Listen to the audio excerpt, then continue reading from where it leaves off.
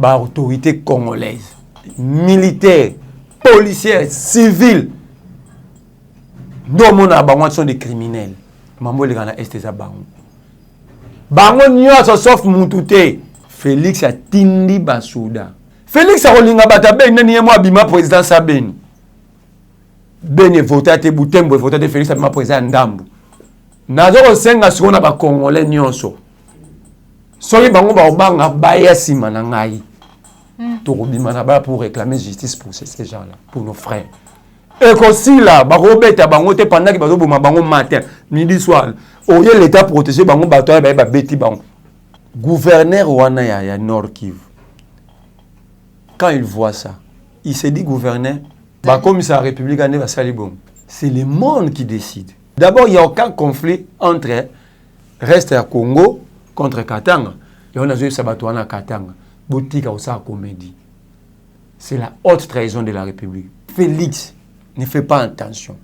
Il est assis sur une mine. Ce qui a explosé, Aben na moto na Kagame Matoi, na Macron. Aben na, ce qui a explosé, ni Kagame, ni Félix, ni Macron, ba ko retenir. Ce qui est Félix, a mona Kagame nzambe na Macron, pour na biso baza batuté, baza biloko zangati na Macron wana na Kagame. La France a une grande responsabilité civile, pénale et historique vis-à-vis des Congolais. Bazu courage parce que nous avons un faible au sommet de l'État. Nous avons un homme qui ne mérite pas d'être là. Le Rwanda ne peut pas porter plainte contre un citoyen congolais. Si nous avons un président, réellement président, il allait agir directement, il allait interpeller le Rwanda. La France ne peut pas nous amener sur ce terrain-là. Tout ce qui est Salama la génocide, na Ouessami na Congo, la France est responsable. C'est la France qui utilise le Rwanda. Na Ouessami Kulutu nanga Odombo. Kende. Yope Sabisoka à date. Le 28, il y a mois ou le 28 avril. Batonyo so bana mikila poto bobenga bandeko na bino awa. Le 28 wana bisonyo son ambassade à France. Merci. Et puis ba Congolais nyo, ba on en France, il y a na Paris. Parce que ba Congolais nyo so bana ba Belgique, na ba Congo Brazzaville, à travers le monde, aller manifester devant les ambassades, les consulats français. La France a une responsabilité historique. Nazoe bisakulu tunanga Odombo. Kende. Sokozo kende yemba kanzembo moko pa mako oluka ngai lelo na ye. Baibi lisusu. Faut bele la rabango. Baibi miyibi baibi lisusu. Baibi 80 millions na ministère économie. Ministre économie a grâce à complicité na numéro 1 IGF.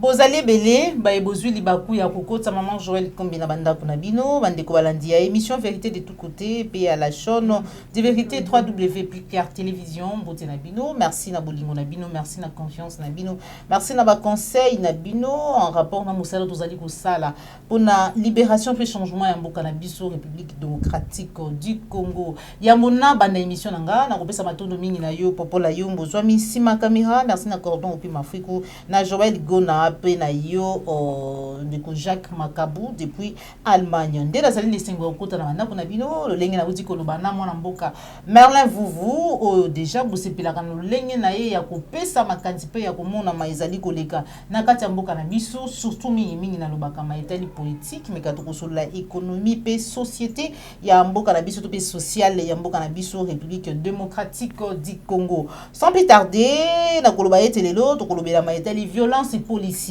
ou esala maka na Kinshasa to moni yango lo lenge nini policier azali ko beta juste un simple citoyen manifestant on dirait akutani na munguna na champ de bataille tokolobela yango mais tokolobela affaire République du Katanga tokomona ba photo ko circuler na réseaux sociaux. Qu'est-ce qui se passe au juste parce que mikolote ko leka tomona ki pe ya République du Kivu tokolobela maizali ko leka na ministère économie mais pas y wapi tozali ko yoka wuta mikolobuti ko leka awa kino ya détournement ya 80 millions de dollars na kati ya ministère wana pa ba kambina yango tokolobela pe ma etali dossier ya Bukanga Lonzo mais pas y wapi mwana mboka honorable Ados Ndombasi elongo ba député mususu batali biso lolenge nini masango ezali kopola alors que awa peuple azali meurtri peuple a kufa na nzala 80% ya population congolaise bazali ko bela maladie ya nzala tokolobela yango mais kasi tokochite na maetali plante ya Rwanda contre ba congolais en particulier CCDP pour être toyeba qu'est-ce qui se passe au juste et nini ba congolais singeli ba sala awa na Kinshasa sans plus tarder mbote mwana mboka Merlin Vuvu mbote mama Joël Kombe mbote na balandi nyonso ya etanda na plus clair TV na PCP mbote na moto moko abengaki ngalobi Bob tala kombo na yeko kima ngai Asumani benga ngai azapeka na Kinshasa wa pesi mbote na bato nyonso bayambenga ya ONG na bango to salisana to salisana matuno na bino ndeko Merlin Vuvu ngala benga ka mwana mayili makanisi na yo na mona ka mingi awa bino surtout ba congolais na ba en général ba activiste donc ba kinaka ko revendiquer droit au ezali constitutionnel songolo pakala répression et ça la makamakasi to mona ka lolenge nini ba policier ba reprimaka ba manifestant mais kasi ya ko kama ezali ke note mayeleki na Beni o tozali ko mona na bilili ba congolais insécurité leki chaque jour bazali ko boma chaque jour bazali ko violer chaque jour il y a des massacres ba keyi ko senga ete Monisco o ezana mission pe ya ko protéger population ba ko kende parce que ba ko sala musala ya malonga te na miso na bango bazali ko boma chaque jour ba congolais mais to moni répression wana ozali ko mona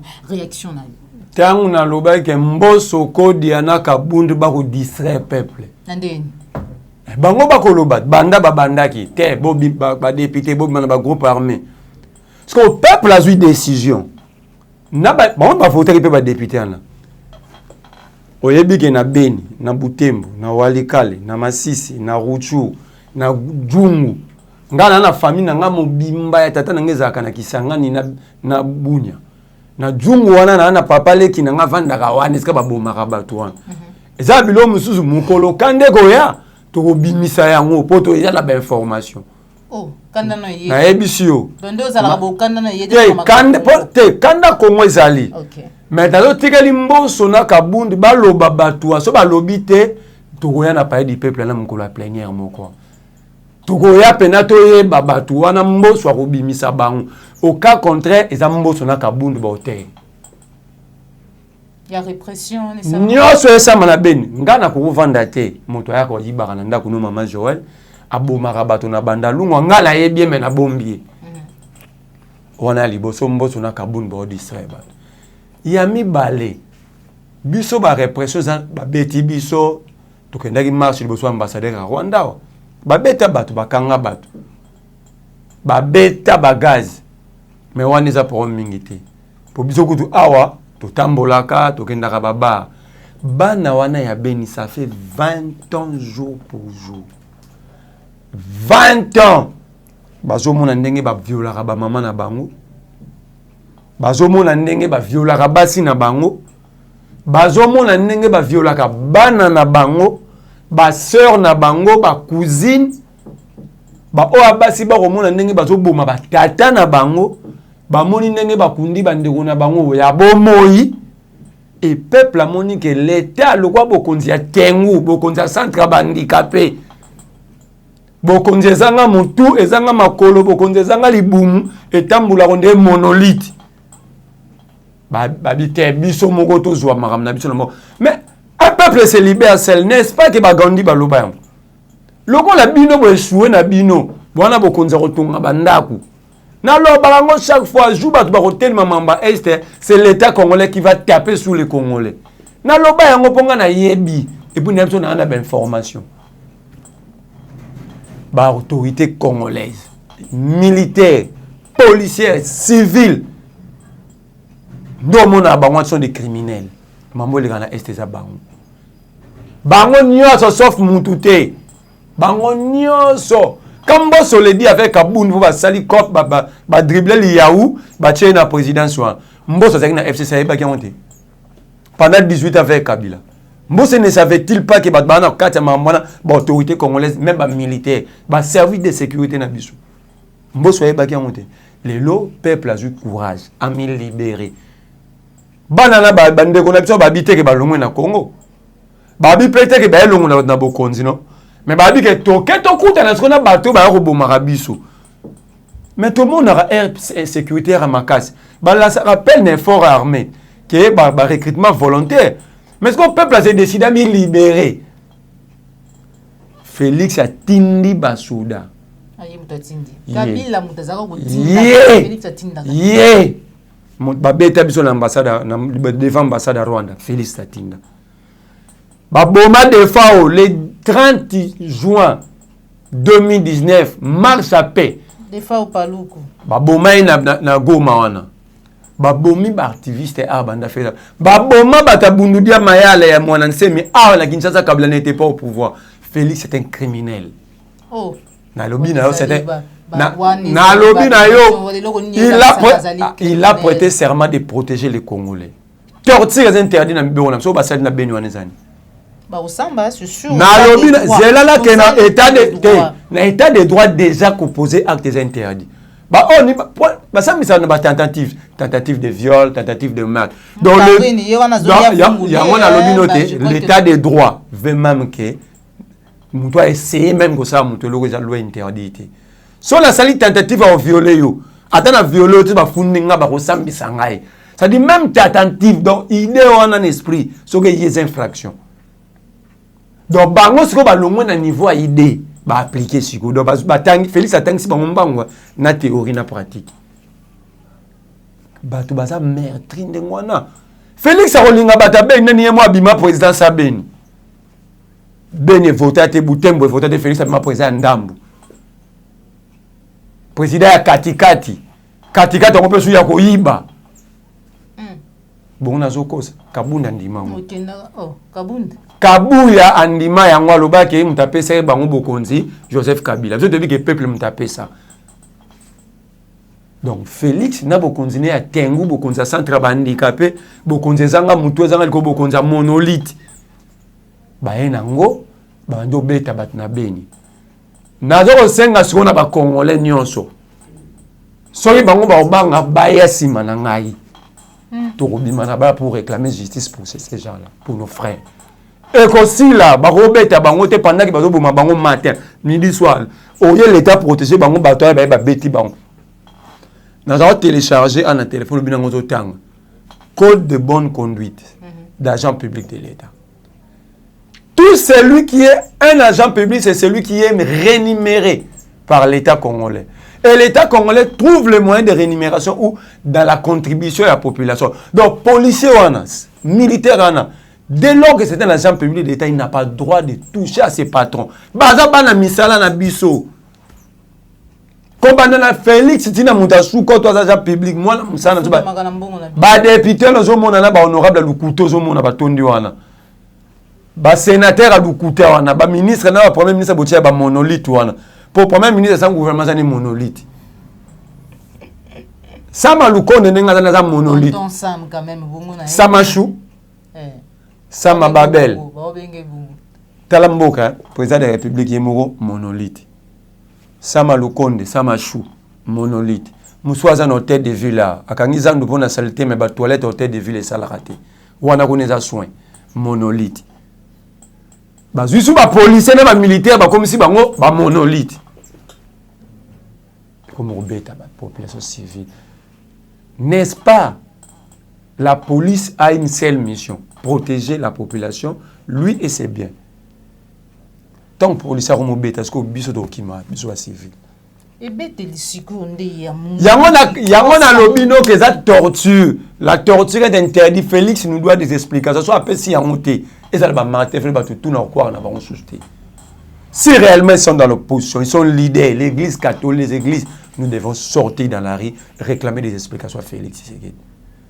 Au cas contraire, et les églises, et les leaders politiques, tous des malhonnêtes. Na lobi na yo, na bi na yo. Na biso ba bien. Na ba Martin Fayulu na kati. O muzito, o ngai ambongo. Ceux qui vont réclamer des explications pour na Félix, pour na peuple na beni. Le tweet président Martin Fayulu. Na lobi na ngala ba tweet té. Bitumbo longo ya ba tweet na réseaux sociaux. Il faut affronter. Ba tuana ya beni Nzambe apambola bango. Ba pesi biso leçon comment défendre la République. N'état bango ba vivarana biso na to kokate, biso mesana mo bibina banda le ki musique bango ba soa monter. Mais ba so courage na sa douleur wana, ba se défendre, ba soit disant ba autorité pour ba lata ka ba cravate na ba kosi ba ba autorité. Ba monolithe to robima na ba bala ba expliquer biso. Voilà. Ndeko Merlin Fouvou, pardon. Une émission na biso, oui. Gouverneur wana ya Nord Kivu. Quand il voit ça, il se dit gouverneur. Bao baganga kaso lobby un tribal, état des droits. Je veux des explications. Ba prof mbata bo pisa biso boganga papa ba interprétation biaisée constitution dans un état de droit qui mérite la torture. Non, on mérite torture. Et dans un état de droit, qui est l'autorité? Ce n'est que la loi. Donc Félix, ça y est, oui, bilan Félix. Il y a mis mandat. Ça, c'est 78 voyages. 700 promesses. Et à autour ça, la victime, Moussou Souebi. Église kimbangiste. Et si ça, il faut qu'on m'ajoute. Wana ou nanouté, Abi Kamba et Roko Maloro la Vatican. Victime. Donc, bisous de la à 699. Félix habite, il y a ça là contre il faut à la 2000. À occasion de victimiser sous l'église kimbangiste. 700 promesses. 5 sauts de moutons inutiles pour Yachango et Bandio Toboka. Et Bandio Toboka. Pascal, saut de moutons Pascal. Vous avez journée, c'est même ma caméra nous bouquet fini. Et ça, il va fisser. Na 4 yanzela. Ba détournement. Nombre exagéré à personnel à cabinet naï 1101. Rétrocommission. Vous avez comme bilan à même mandat. Rétrocommission. Si quoi Félix et le royal n'inga comme la qui bokondi pour achever biso toi alukaka comme bokondi pour être vraiment réellement un plan de développement pour Congo lelo. Ya on a dit que photo c'est l'émission Mugo statistique avec des chiffres. Est-ce que Kabila tika biso na 17% des secteurs non potables. Les lots on a 7%. Donc 7% des Congolais va bénéficier de la maille. Courant, tu as 23% en dessert en électricité. Les lots, tu as 5%. Au moins, Félix a développé Bissot. Alors, on a 23%, comme on a 5%. Alors, on a 17%, comme on a 7%. Tu as des grands développements. Parce que le blocage, il y a des développements, il y a Namatadi, Bino Congo, beaucoup de Kinshasa. Namatadi, Naboma, enseignant na grève. La gratuité, c'est un peu tout. Na chwa pa babandaki muta sauver ngo gilwano tala siko bilan ya mutu route ata moko za ko exister na Congo za chilenge lui redevabilité à 100 jours tout souka explication d'abord quand il exécute ça c'est le gouvernement à travers les problèmes qui gère la République au quotidien donc à découvrir que moi ba benda sous l'art na ba massa na ezati à créer le gouvernement. N'est pas mis en 100 jours, sans gouvernement. Donc, nazo lo bangwawa, batutu bisika tu bozali. Solidarité na est la République. Toza République eza quoi nzoto. Oyo komo yawana, et commis débordement. Donc Félix Tshisekedi nous doit des explications. Au cas contraire, nous sommes un peuple, nous devons réagir comme un peuple. Merci beaucoup, Merlin Fouvou. Nous sommes un peuple, nous devons réagir comme un peuple et surtout uni.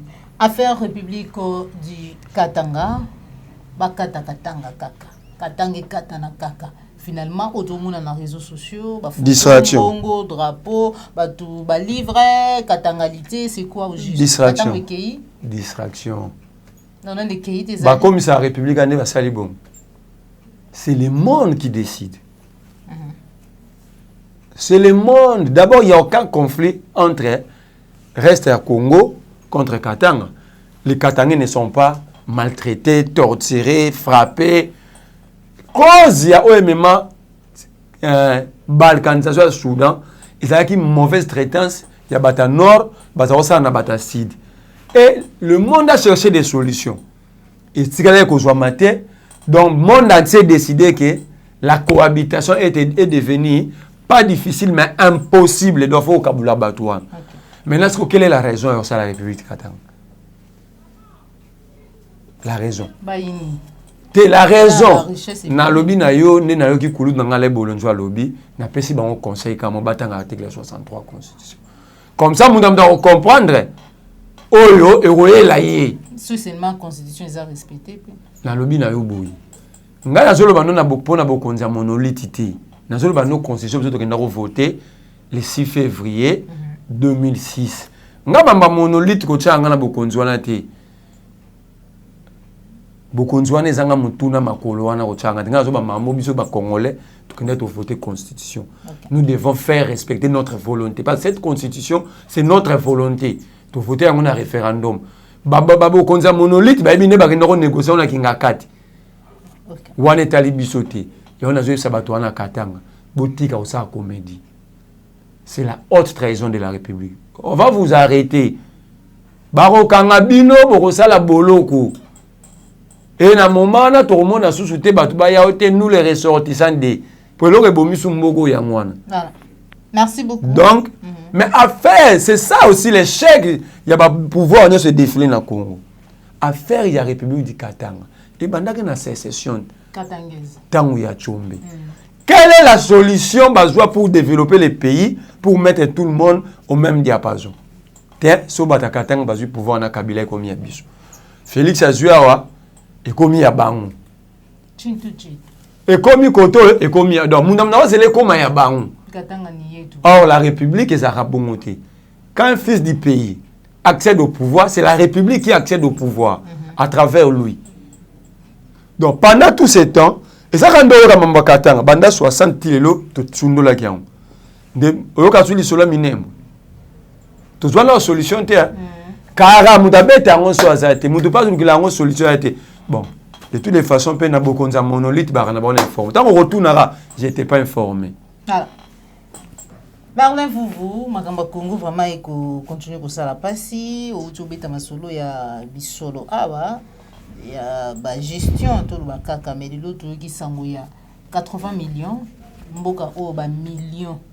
Na ba millions et faut pena faut tout nango ba millionnaire na ba faut tout nango pena ba ibi lisusu 80 millions ba ibi lisusu faut beler la rabango ba ibi lisusu ba ibi 80 millions na ministère économie ministre économie a grâce en complicité na numéro 1 IGF pour ça musala makasi na lobby ba ibi na ministère économie lisusu Baïbi 80 millions. Na ijili ngeti na kati za cité. Soka lobby eza trésor public des cadeaux. Na code de bonne conduite à agent public de l'État, agent public a soit cadeau té.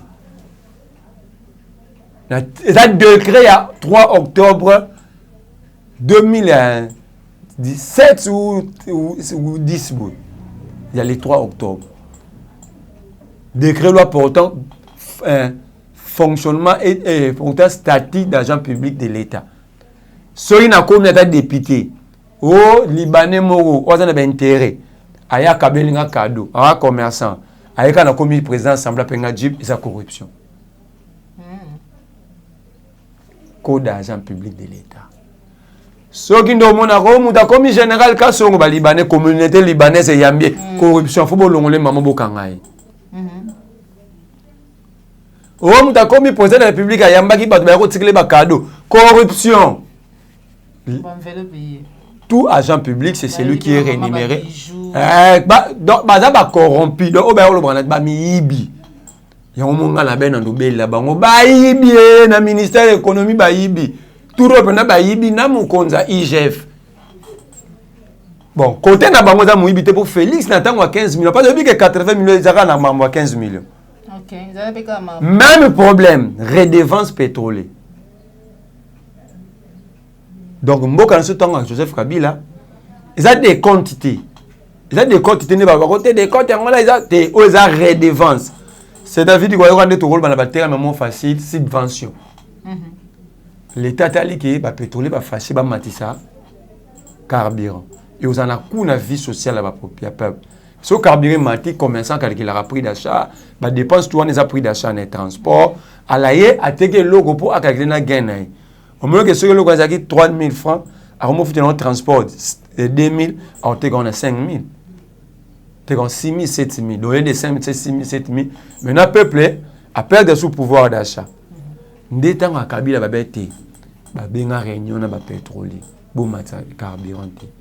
Biso l'état congolais to ba na kopesa bino mbongo et a perte bino bo constater wa ba yibilango ba 15 millions. Félix atika mutu azaki auteur cerveau monteur à faire amour à 15 millions à Kenda Dubaï. Na sindenga uti ala kenda okuta ne pas pesa technique ne ba couvrir. Komba Joana Georges Ketel Yamba Asana Dubaï. Ba pesa liberté provisoire. Moto ayibi lipa ba boyo pesa liberté provisoire. Mais moto ayibi 15 millions de dollars pendant 12 ans. Ça veut dire 15 millions fois 12. Ba pesa akenda Dubaï. Ba sala ba restaurant minene. Ba restaurant Tricana no mona ranyo sote moko ya munene za na avenue de la justice en diagonale ya tous pimenté, il y avait Marcelin Chamouleso, moto musu ya FCC au bazak na yeba o apesa rien na corps. Siko le logo la caméra mutazayo na kopa ya 15 millions za société ba koti siko muta IGF pour yenda yo sa ba calcul pour ya kangami ba mbongo do ya bo sa calcul pour muta sala ka mapa nda binde ba yiba ka mapa muta yiba ka ayi mamba mbongo calcul muta ndala kisi bango tenga na zwa 12 millions bino zwa 80 millions ce que Félix déjà a benga yango rétro commission au monde voilà donc faut so ba rétro commission la ministère économie baibi bino bolugula ba kombo na français ngai na soko monika atala kombi okomi besoin ministère ko fobe la ka baibi na ministère économie 80 millions. Voilà. Merci beaucoup Merlin Vouvo affaire Bukanga Lonzo 80% ya population congolaise bazali kobe la maladie nzala aiguë d'ailleurs donc odo ba kana chronique. Mais Félix ça que Félix est sous monene. Autre chose, 80% et puis 600 tonnes, il y a Massango et Kopola na Bukanga Lonzo. Il y a des gens qui ont décidé, Namboka Oyo, Balobieti, Massango wana epola. Alors que awa, bana bakoliate, bakoliate na Kasai, on en parle, peut-être 80% de la population congolaise bakukufa na nzala. Oui, ça que c'est moule à 25 kg na Kasai ça combien? Combien? 125 000 francs. 1 litre de carburant na Kasai. Oriental. 1 litre de carburant, 7500. Massango ezo pour la ah. Qu'est-ce qui se passe? Nazo peso ba chiffre. Nazo ko ngana mano se émission statistique. Bidon ya huile de palme, 5 litres na Kasai, 32 500 francs. Awa, o atie tembeto kini awa na Maringa. Ngamo mama leki na ngana depo makala. Saka makala 58 000. Kopo madesu 4 000. Savon les coques 800. Omelette maki mopo ba kalingelo na babala 700. Chasse sucre de 6 000 à 13 500. Basel biso ba kobel mobe ya machombe na obenga migolo ba prématuré. Kobela ba mili ki a chassé à prématuré. Ba ote ka déjà 50 pour ya munene ko 1600. Chaque minute un enfant congolais à moins de 10 ans a couvert pour la famine. Nazo pesa yo na lingi bato ba ya ko benga biso ba ene. Ba ya to ça débat technique, chiffre à l'appui. Chaque minute, moi to ça no 10 minutes ou 20 minutes donc 20 enfants congolais ba perdre vie. Pour la ba beli malaria te. Te nazo ke kayon habite nazo ke no malembe. Pokara, babeli malaria te, coronavirus te, tibère te, sida te, pour nanzala. Fais maintenant les calculs. Un enfant meurt chaque minute. Fois 60 000, ça fait combien? Fois 60 000, ça fait 60 enfants. Donc, dans 5 heures de temps, ça fait 300 enfants. Parce que tu as en termes de jour, il y a des semaines, il y a des mois, il y a des années. Est-ce que vous comprenez toujours perdre combien? Ça dit Félix Tshisekedi a vraiment vrai monolithe. A Elibiso, Kabila Tika Mbogona 27 groupes armés. Les locaux n'ont pas 22. A Elibiso, insécurité. Oui, mais que nous avons ces qui mini blocage qui nous thème ma bé, il y a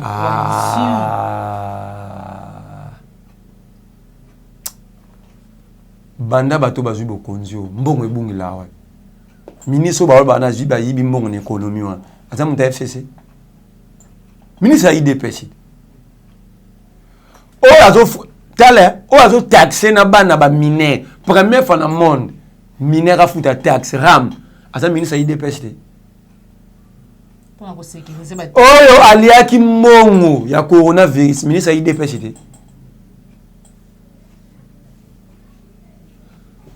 Oyo que gouvernement ça bazana course na mutu te secrétaire général IDPS ate bimi après des ans mais ça le gouvernement bien azam ta IDPS c'est l'air amateurisme et incompétence beaucoup de tengu ya centre handicapé beaucoup de ki moyibi beaucoup de zanga mutuna makolibu mwezo e banate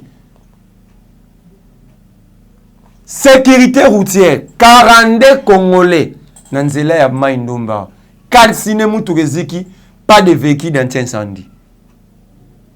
Les lots na tombe. 42. Calciné. Est-ce que vous comprenez depuis que vous avez zika? Si vous avez zika, vous avez koufi. Ça a pris combien de temps? Le temps est comme il y a gelé et zipa maman. Il y a un émission de Maman Joël. Maman Joël. Faut-il qu'on a une fois par semaine. Tout ça a émission, chiffres à l'appui. Pour tellement tu as le bateau, on peut pas jouer à un débat. Maintenant, tu as des éléments à la table. Balobi coronavirus, c'est trop dangereux. Là, on a une insécurité dans le Congo. Avant de répondre à Maman Boukanga Londi. La réaction de combien de Congolais, il y a moins de 10 ans. De 0 à 10 ans, nombre de fera par jour dans le Congo. Insécurité routière. Il y a combien de kilomètres de routes au Congo? Tout ça dans Kinshasa. Toutes les routes au Bamba qui pas Kabila. Aujourd'hui, ça n'existait pas. Tu l'injoues. Bazoum au dernier rapport au DEP, la présidence de la République n'est pas citée dans la chaîne des dépenses. À côté, ni ordonnateur, ni exécuteur. Parce que le projet n'est pas financé dans le bon Bazoual. Pour chaîne de dépenses, c'est ça. Bon, on est ordonnateur. C'est le gouvernement à travers le ministre du Budget et des Finances. Même la présidence, Mbongo ça les lacs. Tu as décidé à la chaîne. Pour le budget, ça boue. Mbongo présidence, c'est là que tu reçois Mbongo wapi pour te couvrir à la présidence à Moussala. Et le ministre des Finances, il y a sur le plan finance. Combien dans la banque centrale? Turusa ndengeni. Mais sur les années, pour que nous na caisse à l'état mbongo ezali lisusu te. Exact. Ah pe ba ministère banda baningi ba. Boutuna sko Félix. 1,8 milliard trouvés comme réserve de change Kabila Tikai. Dans moins de 2 ans.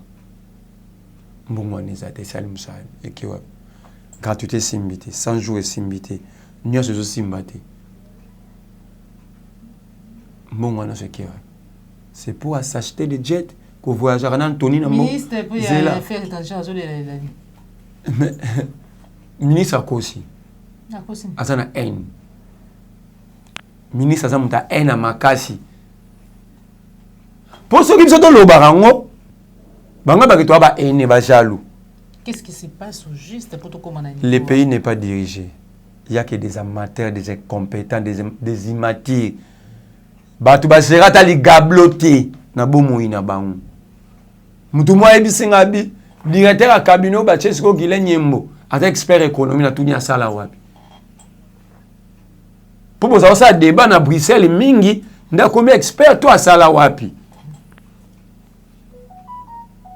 Yaza expert. Il Yaza expert. Oana mususu wana lobaka biloba loba san yeba nani. Bilonda. Ça a 15 notes 50 notes économiques par jour. Monia mutu aloba m'envoyer binité. Bazaki wa Félix. Baza on a expert. Bon bébé expert économique. Quand Félix a faire exécuter projet Tizéo na présidence. Bah c'était que ça raté. Te bango ba expert. Donc en tout cas mboko comme on dirait na théâtre ba o gérer na nga théâtre mangobo. Sikoyo na mboka mbongo o kabila tikaki bo saleli continuer ta l'état. Mais masango kabila lonaki. Na o lomoko loni na gouvernement no ilinga lukamba bolobi ke pola. Pani batika mbongo pola na banki te.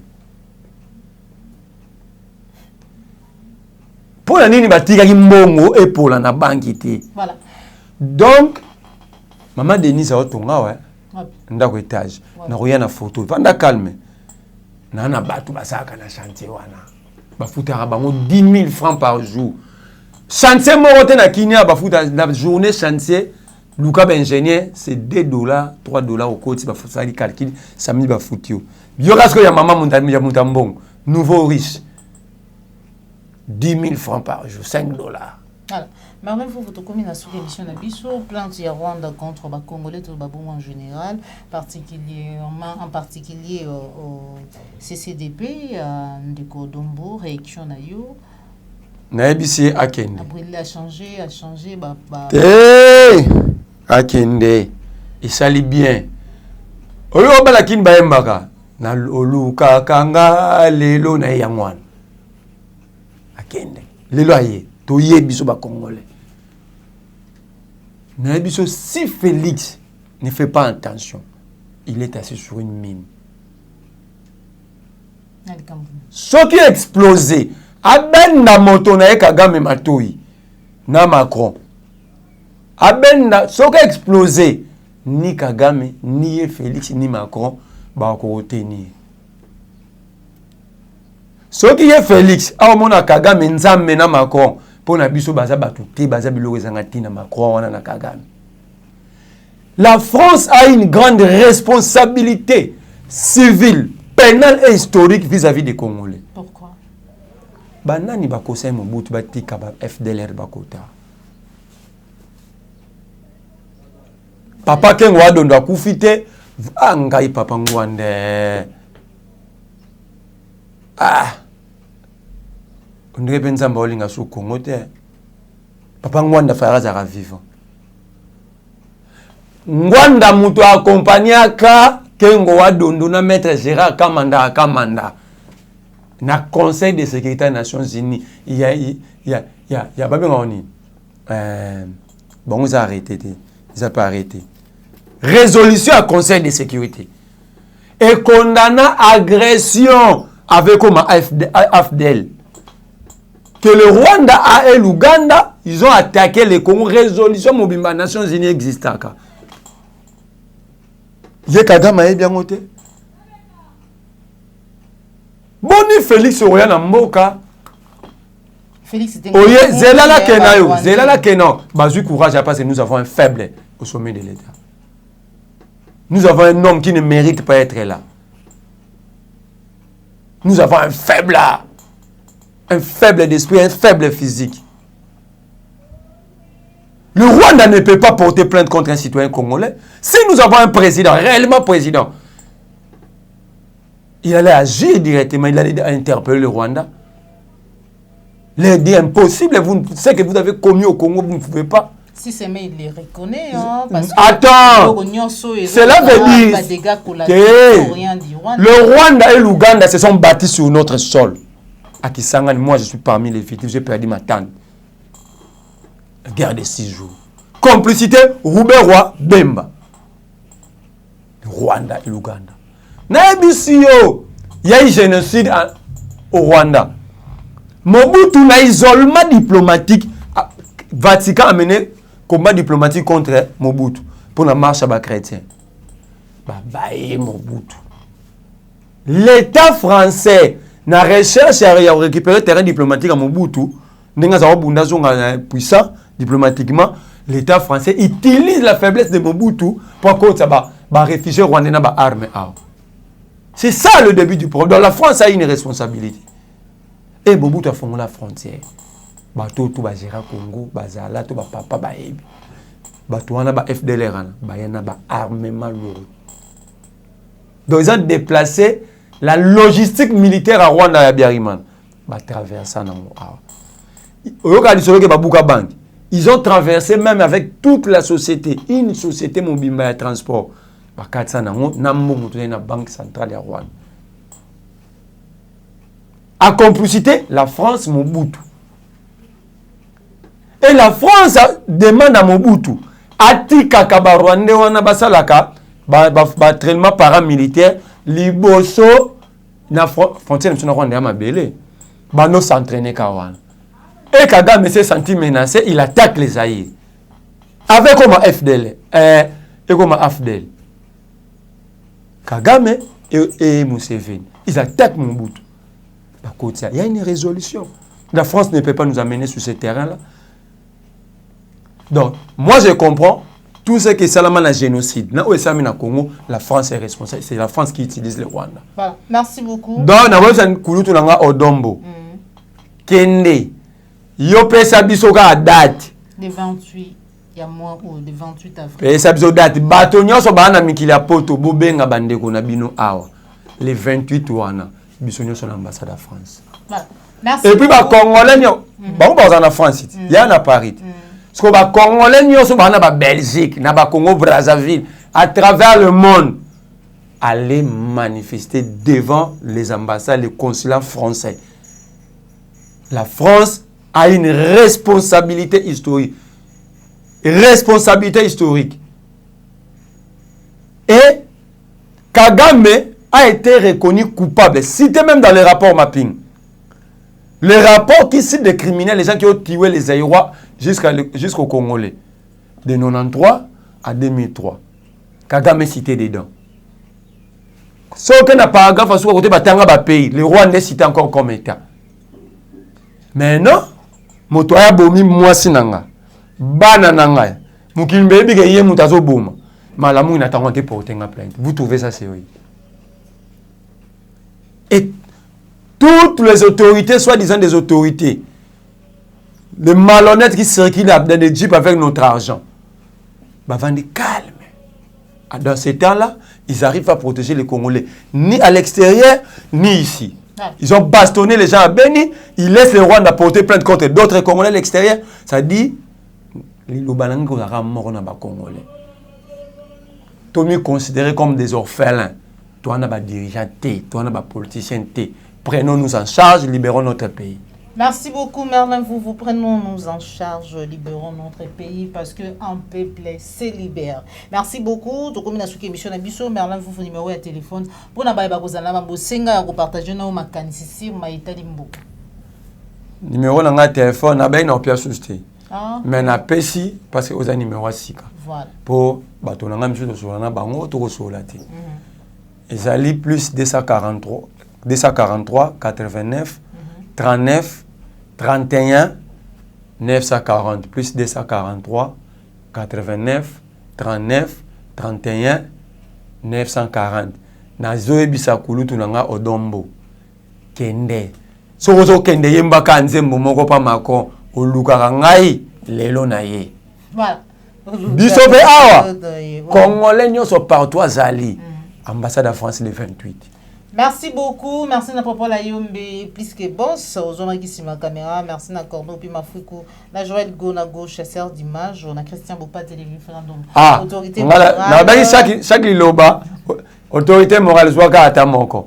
Voilà, les référendums, Papa Nambiaï, Papa Alphonse Sala, Ndeko Dominique Sanal, Papa Simon Bioko, Papa Laurent Bongonza, sans oublier Félix Mbatika, Mouma Bogobanko depuis Londres. Vous avez Kébélé, vous avez vraiment dit Bakou, Yakou, ça maman j'aurais comme il a mandat pour Nabino, Nabo Santé Grand Frère Nangaï, Jean-Pierre Okende depuis Londres, on est au Kabouani Awa. Kobo Sanatia, faut belé la race, les Kakota Boulevard, mon ministère, faut belé la baïbie. bayibi lisusu pa bato ya Félix mutu na yautaki ne poto 48 mois yibi. Voilà, merci beaucoup. Ce que c'est une émission pour liker yango, partager yango, sur les animes baladi bosso, Hollande la chaîne des vérités, ko bossa nate ko s'abonner na Katia, Plus Clair Télévision, la chaîne qui vous informe en temps réel. Merci na Jean Bébé West. Au revoir.